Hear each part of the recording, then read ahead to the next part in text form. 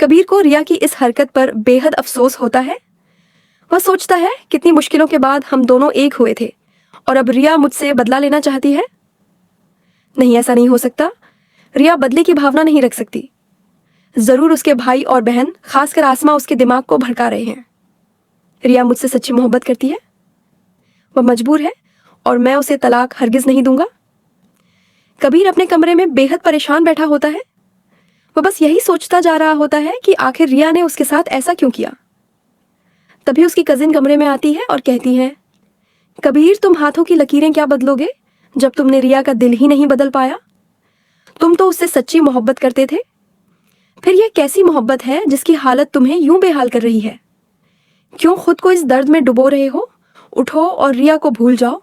मैं आज भी तुमसे सच्चा प्यार करती हूँ और तुम्हारे साथ हर हाल में रहने को तैयार हूँ। इस पर कबीर को बेहद गुस्सा आता है। वह झल्ला दे। वह कहता है, जाओ बाहर निकलो मेरे कमरे से। मेरा दिमाग मत खराब करो। मुझे पूरा यकीन है कि रिया मुझसे मोहब्बत करती है और एक दिन जरूर वापस मेरे पास लौटेगी। तुम्हारे जैसे लेक्चर अब किसी और को दो। निकलो यहां से। उधर रिया की बहन उसे प्यार से कहती है, आओ बेटा, खाना खा लो। देखो अपना क्या हाल बना रखा है तुमने। आज तो खुशी का दिन है। तुमने अपने बाप का बदला ले लिया है। मुझे तुम पर फक्र है।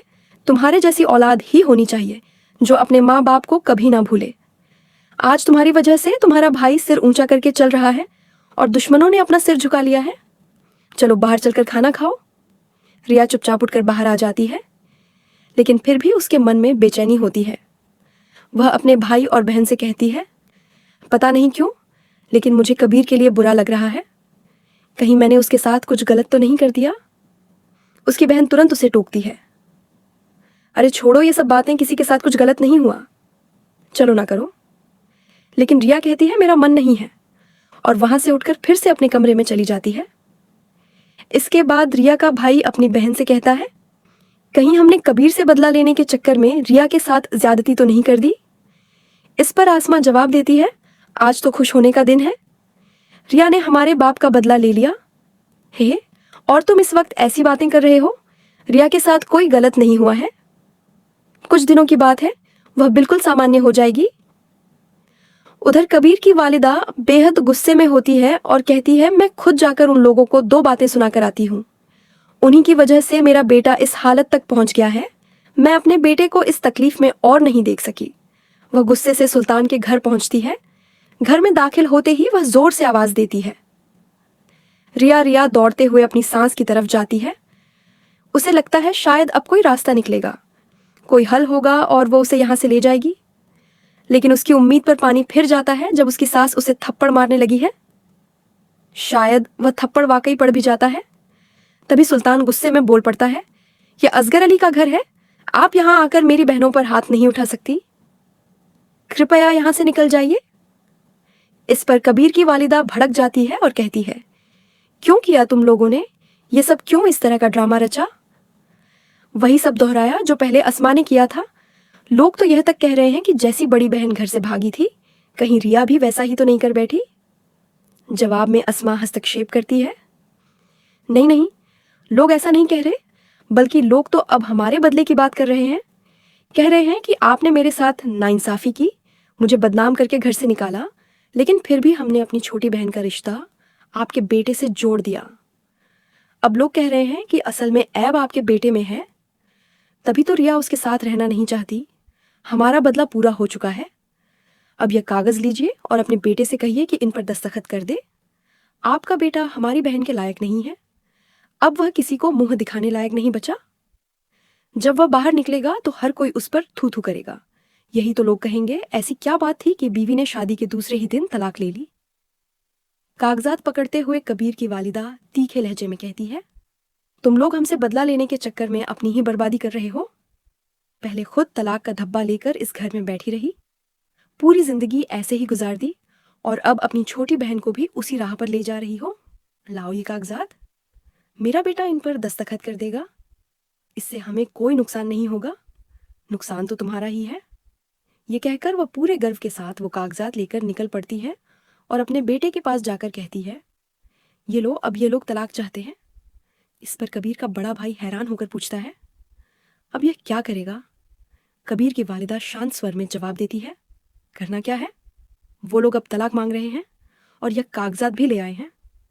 इसे इन पर दस्तखत कर दो, यही किस्सा खत्म।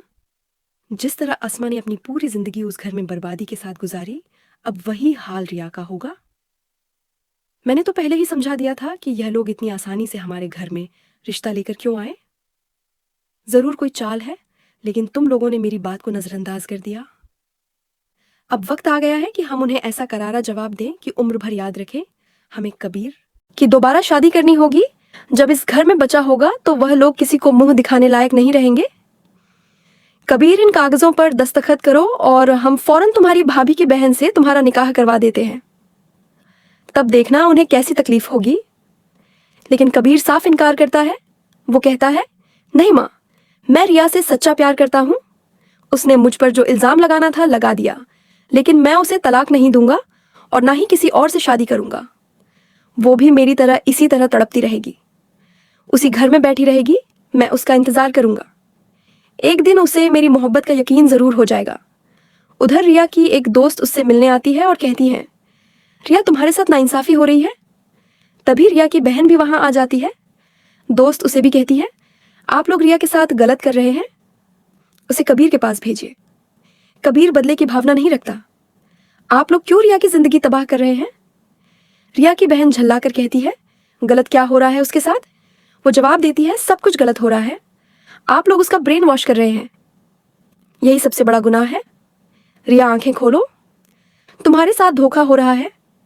कबीर तुमसे सच्ची मोहब्बत करता है। तुम्हें उस पर यकीन क्यों नहीं हो रहा? मैं जानती हूं कि वह तुम्हें दिल से चाहता है। वो तुम्हारे साथ बदला नहीं ले सका। तुम्हारे अपने ही भाई बहन तुम्हें धोखा दे रहे हैं। वो चिल्लाती है, रिया आंखें खोलो, वो तुम्हें बस मोहरा बना रहे हैं।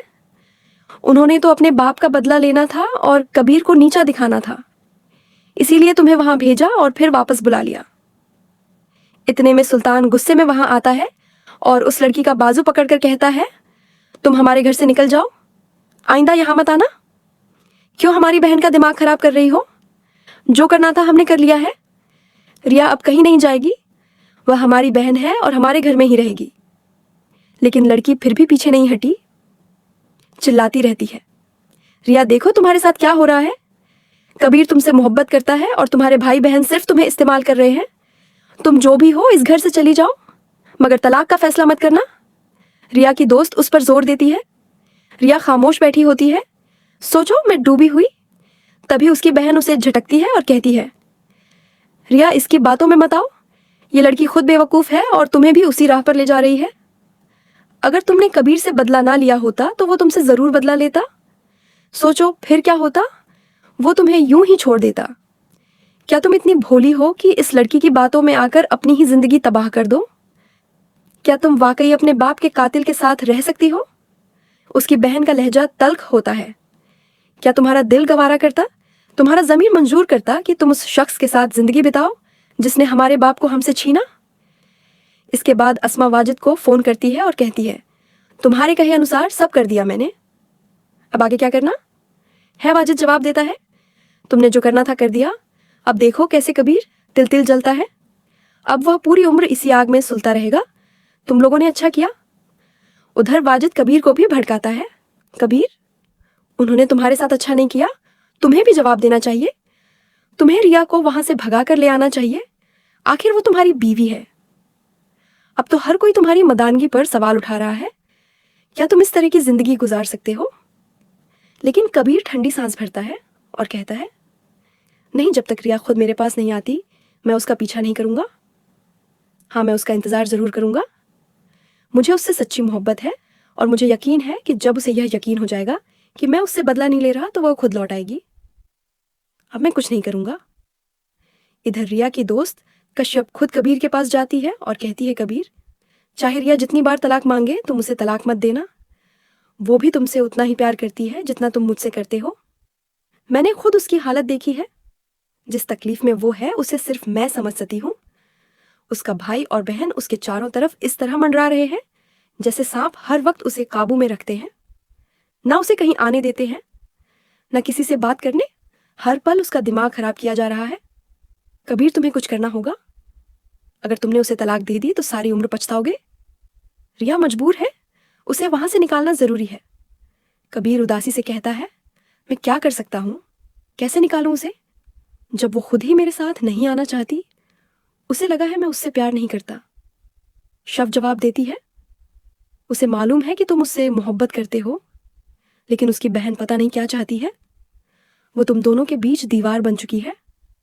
आती है और कहती है, कबीर तुम हाथों की लकीरें क्या बदलोगे, जब तुमने रिया का दिल ही नहीं बदल पाया।